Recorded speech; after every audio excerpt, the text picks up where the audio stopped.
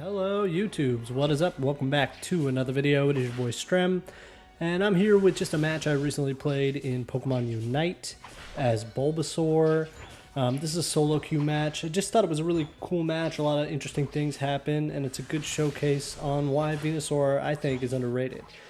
Also, there might be a little bit of an echo on my voice. I'm in a brand new stream room. We just moved houses, so that's why I also haven't been streaming a lot the past few days, but yeah. So here we're laning with Eldegoss.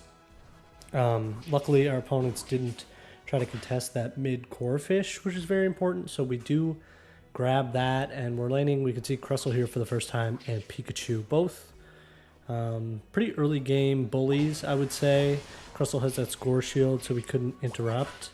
And Bulbasaur or Eldegoss is kind of an odd laning duo, but we do our best here to hold him off and try to catch up with this Crustle, but I think he gets away here, yeah. Yeah, and I just completely whiffed that Razor Leaf, and C-Bomb, kind of a useless ability, but we're just grouping up here with our jungling Garchomp for these bees, and I think I steal a couple here with the Razor Leaf, which is good. Now we have 3v2. I've yet to see their jungler yet, so we're just going to try to beat up on them, and we do get the Crustle there, and I hit that Razor Leaf, but Pikachu gets away. I am running a score shield, so I get that 19 in pretty easy, and evolve an Ivysaur, which is awesome. Now here we have the opportunity to kind of bully their minions and take that Apom and this mid Corphish, really leech some of their XP, but their jungler Charmeleon scored there, and honestly I didn't even really see him, so that's my bad. And here now they have a 3-on-2 against us. Our Garchomp is in the central area there, and yeah, we just got to kind of protect this goal for the time being. We do get the Pikachu. He kind of overstayed his welcome, and I don't think he had a score shield, so not really sure what he was doing there. But we don't get the Charmeleon, unfortunately, in this position. Now, we'll obviously have to rotate to Dreadnought at 7:20 after the bees, but we're just going to grab this Corphish up here and then immediately get ready for bees. I think I might head down a little early in this one. I do. I realize... Or wait, no I don't. I juked myself out there. But it's very important, obviously, to rotate to Dreadnought. We're trying to find the enemy team right now. Crustle's just kind of hovering his goal, and Pikachu just showed up there, so... The objective here is to try to grab these bees relatively quickly, but I think we get jumped here by 3 of them. And yeah, unfortunately we can't get any of them, but this does put me in a position to be back at base and then head immediately down to the bottom path, which I pinged to my teammates to let them know, and luckily our Eldegoss is smart enough to do that as well, so looks like we're going to be rotating full 5 down bottom here as Garchomp from the jungle is joining us too. Now this is where I think Ivysaur really shines, or Venusaur, because there's so many tight little compartments here that you can get solar beams off. I mean, unfortunately I'm not Venusaur yet, but, you know, still Razor Leaf, kind of the same area of effect and same range.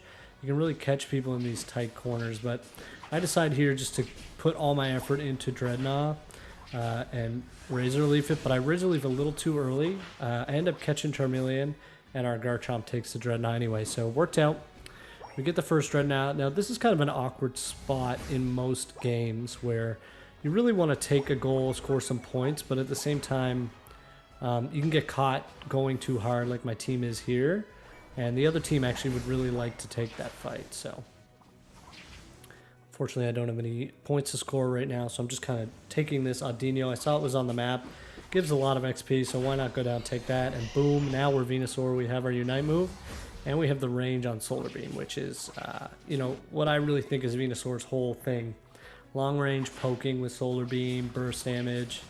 It's really good stuff. We get a majority of these bees too, which is great. And now we have a 3-on-2 versus Lucario and Wigglytuff. So I ult here actually to get that Lucario. And hopefully get this Wiggly as well. Yes, with a big Solar Beam. Nice. Go me. And now I can score this 27 pretty easy because, oh, I was going to say because of the score shield, but I completely forgot. But that's 3 kills in a row for your boy. Again, just showcasing kind of how powerful Solar Beam can be here. And we're doing a great job. So I have 34 unscored points at this point. I think I'm just going to rotate up to Rotom as I see it kind of pop up with 20 seconds left here. Looking for some experience along the way. you should always be farming like this, I think, unless there's a team fight or an objective happening. So I see Pikachu here in the jungle. My team kind of gave up on him. I was hoping to squeeze him in there, but Pikachu's so great at control, he actually gets me. And then the odd thing here is I actually see Dreadnought on the map, which is more important to me than Rotom, as it should be to everybody. So I've made my way all the way up here. I'm thinking to myself, should I go down? And I'm like, well, it's only Lucario down there, but there's a team fight up here, so I'm kind of going back and forth. So I leave Lucario because I don't see any enemies back there, and I try to help my team out as much as I can in this team fight. But we do lose the Rotom, and now I decide, okay, I'm not going to get caught up in this. I'm just going to head down to the Dreadnought to help our Lucario in case one of their team rotates down. Probably not the greatest move in the world by me there. I should have just committed either way. Now they're scoring a bunch on our top goal, and Lucario, I just whiff a Solar Beam. But luckily, me and Lucario do get the Dreadnought, which is ultimately the most important thing. And we're free to have these bees as well. So we're going to be pretty high level here if all things go well into the Zapdos fight. We see Wigglytuff up there. I'm not really concerned. I just want this XP, but I think it's more important to get the XP than to chase kills. So now, again, I see this core fish, so I'm like, okay, more XP on the board. I'm not going to stop Crustle anyway with a score shield. We do stop the Wigglytuff there, but Crustle is just such a bully when it comes to scoring. Another big Solar Beam, and right now I'm just going to kind of mess around with this Crustle. He's staying a little too long. Boom, he goes down to the boosted auto attack, and we vibing. We're level 12 right now with about 3 minutes to go. I'd love to be level 13 by Zapdos. That's usually the mark where I can tell it's going to be a good team fight. This Charizard caught out. I miss a Solar Beam there, but get the Sludge Bomb.